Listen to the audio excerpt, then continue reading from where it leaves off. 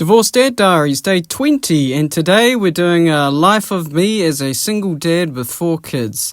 So I'm up usually about 7 o'clock, and then it's off into the kitchen in order to make the kids' lunches for the day. I make all 3 of them the exact same lunch. It's just so much easier. Today's lunch probably wasn't a good example because it's mostly filled with bread, but while I'm doing that, the older 3 kids will get themselves ready for school. And of course I have to go get the littlest one dressed. Then we finally move on to me, where I have coffee, breakfast and brush my teeth, not always in that order.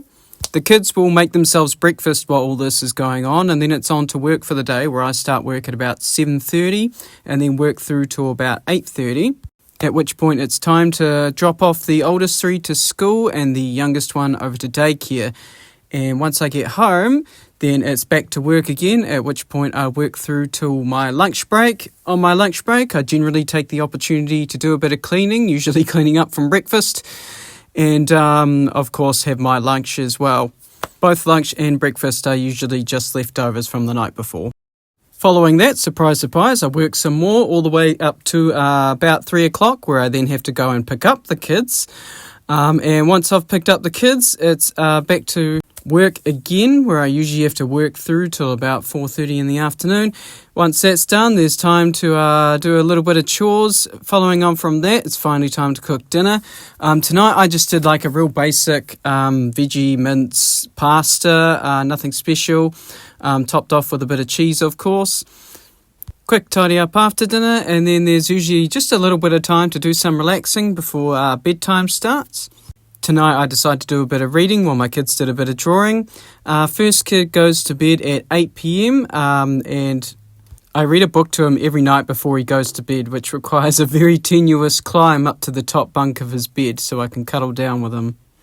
Next up is my 2 daughters, who go to bed at 8:30. Staggering their bedtimes out like this just makes it way easier. It's way less of a rush at the end of the night, I find. And it means I can actually give them all their bedtime kisses and all that stuff. And following on from that, of course, is finally my oldest boy at 9 p.m.